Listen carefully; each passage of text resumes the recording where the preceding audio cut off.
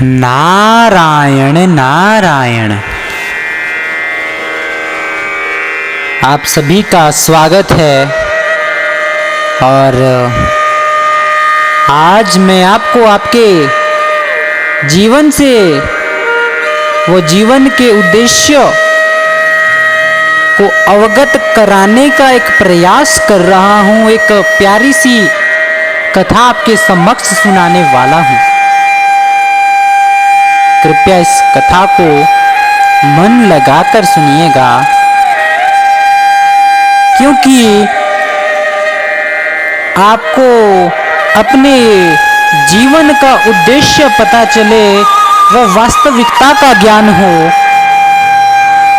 यह मेरी एक छोटी सी कोशिश है आप सभी के लिए। राधे राधे। एक समय की बात है, एक राजन हुआ करते थे और वो हरि भक्ति में मग्न रहा करते थे। उनके एक अवतार श्री कृष्ण जी की वो निरंतर पूजा किया करते थे। उनकी पूजा में किसी भी प्रकार का विघ्न उत्पन्न ना हो, इसीलिए उन्होंने अपने ही राज्य में पड़ने वाले एक घने जंगल के बीच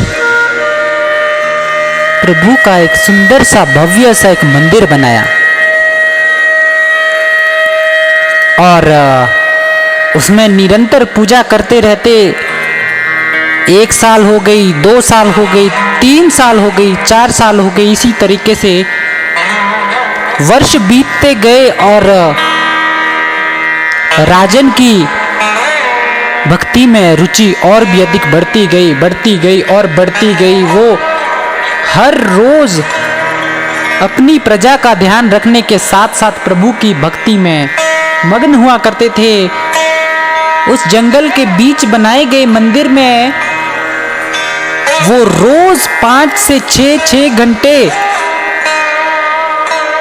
प्रभु की स्तुति किया करते थे, उनकी आरती किया करते थे, कीर्तन किया करते थे, चिंतन किया करते थे, ध्यान किया करते थे। वो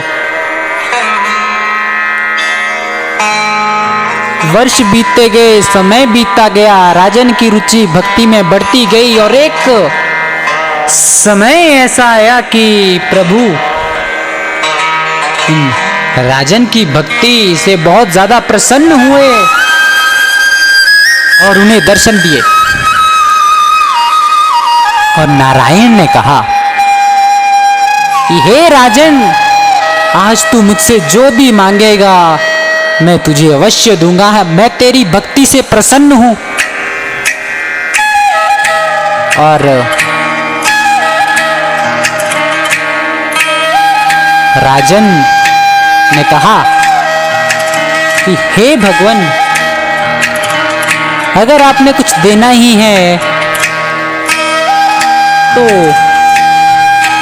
मेरे राज्य की समस्त प्रजा को एक साथ दर्शन दीजिएगा और मैं समझ जाऊंगा कि मुझे मेरी भक्ति का फल प्राप्त हुआ है। उसके बाद नारायण ने कहा कि हे राजन, भक्ति तो तुमने की है, तो तुम ऐसा क्यों चाहते हो कि तुम्हारी समस्त प्रजा को मैं एक साथ दर्शन दूं? तो राजन ने कहा कि हे भगवान, अगर आप मेरी समस्त प्रजा को एक साथ दर्शन देंगे तो वो मेरी प्रजा का एक एक व्यक्ति आपके दर्शनों का लाभ उठा सकेगा। तो प्रभु ने कहा, हे राजन, तुम सुबह के 10 बजे अपनी सारी समस्त प्रजा को यहाँ पर लेकर आना और जो कोई भी यहाँ पर उपस्थित होगा उन सभी को मैं दर्शन एक साथ दूंगा।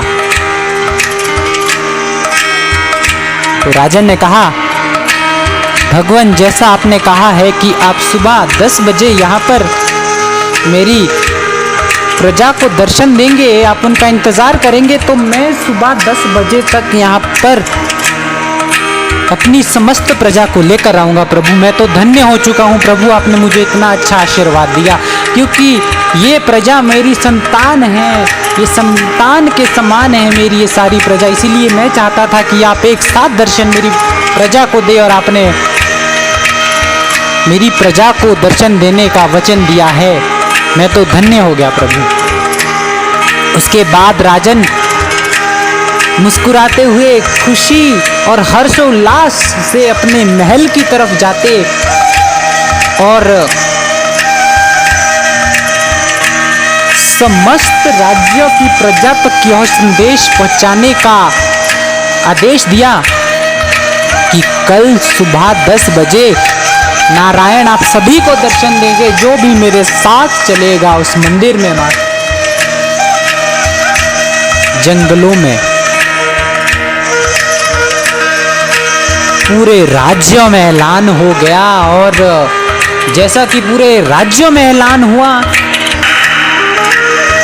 सुबह के 4 बजे समस्त प्रजा स्नान करके ढोल नगाड़े बजा करके भजन कीर्तन करते हुए यात्रा पर निकल पड़े और कहा कि हमें तो आज प्रभु के दर्शन होने वाले हैं। सारी प्रजा स्नान करते, ढोल नगाड़े बजाते अपने राजा जी के साथ प्रभु के दर्शनों के लिए निकल पड़ी, प्रभु को पाने के लिए निकल पड़ी। और जैसे ही यात्रा आरंभ हुई, उसके कुछ समय बाद रास्ते में ही समस्त प्रजा को धन का ढेर दिखा, मुद्राएं ही मुद्राएं दिखी, और प्रजा ने कहा और सोचा कि अगर हम इन धन का प्रयोग करेंगे, अगर हम इस धन को उठाने के लिए जाएंगे तो हम पर पड़ा कर्ज चुक जाएगा। तो उसमें से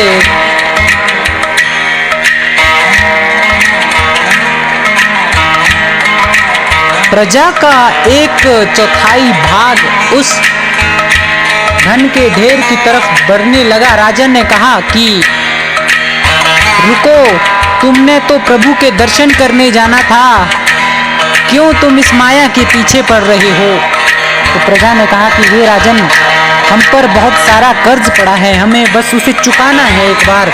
हम प्रभु के दर्शन करने के लिए कल आएंगे, आप प्रभु से कह दीजिएगा।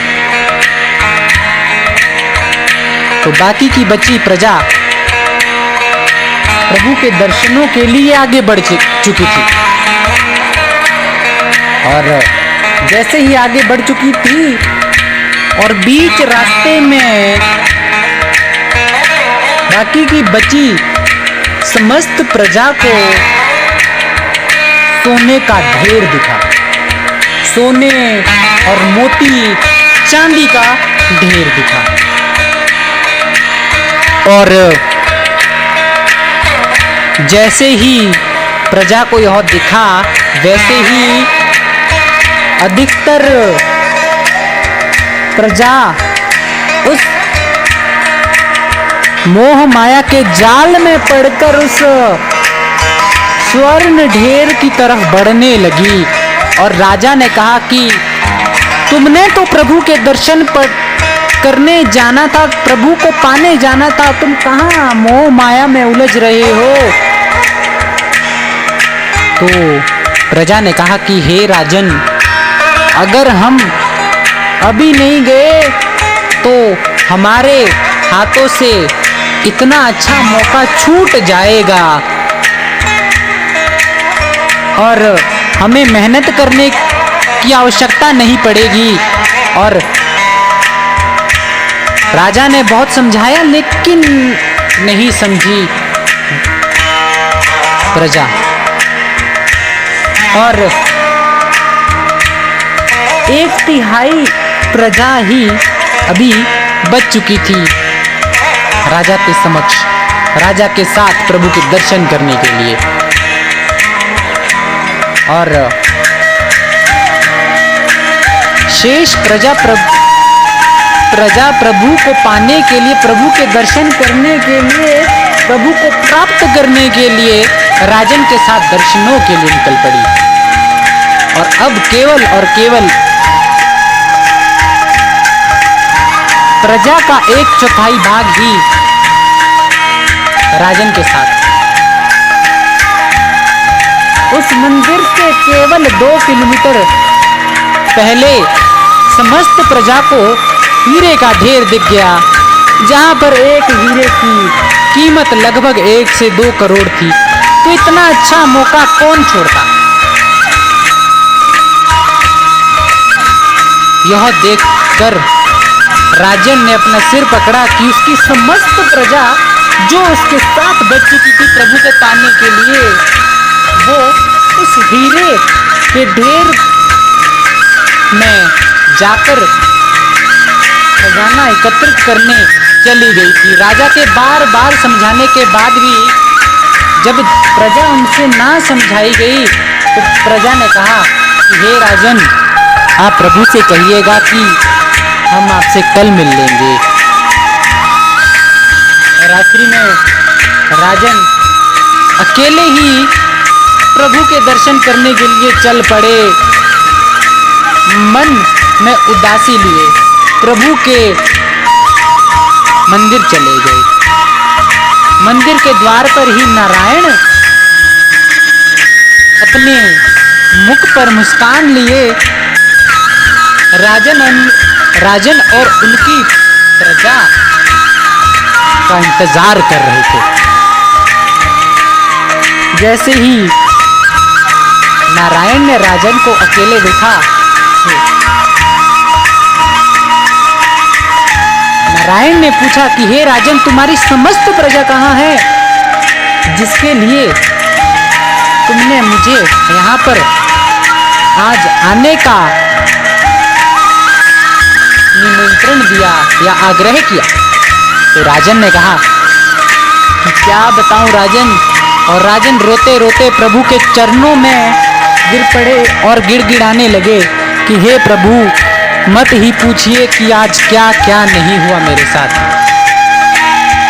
तो प्रभु ने पूछा कि हे राजन, क्या हुआ, बताओ। तो राजन ने कहा कि हे प्रभु, सबसे पहले जब समस्त प्रजा आपके दर्शन करने के लिए मेरे साथ अपने घरों से चलने पड़ी, तो पहले तो रास्ते में धन व मुद्राएं ही मुद्राएं दिखी। कुछ जनता वहां चली गई, कुछ जनता सोने और चांदी के पीछे चली गई, और बची शेष जनता हीरे के पीछे चली गई। तो प्रभु ने कहा कि इसी प्रकार मैं सभी भक्तों का इंतजार करता हूं, लेकिन मुझ तक पहुंचते पहुंचते उन्हें कभी माया दिखती है, कभी धन दिखता है, और कभी लोभ व मोह दिखता है। इसी कारण कोई भी भक्त जिनका मैं इंतजार कर रहा हूं वो मुझ तक नहीं पहुंच पाते, और वो इस मेरे द्वारा निर्मित मोह माया में उलझ कर रह जाते हैं। तो राजन ने कहा कि हे प्रभु, मैं आपसे एक और बात पूछना चाहता हूं। तो नारायण ने कहा, हे राजन, पूछो, क्या पूछते हो। तो राजन ने कहा कि हे प्रभु, मैं तो आपके दर्शनों के लिए निरंतर आया करता था, तो मुझे क्यों भी रास्ते में ये सारी चीजें नहीं दिखाई दी।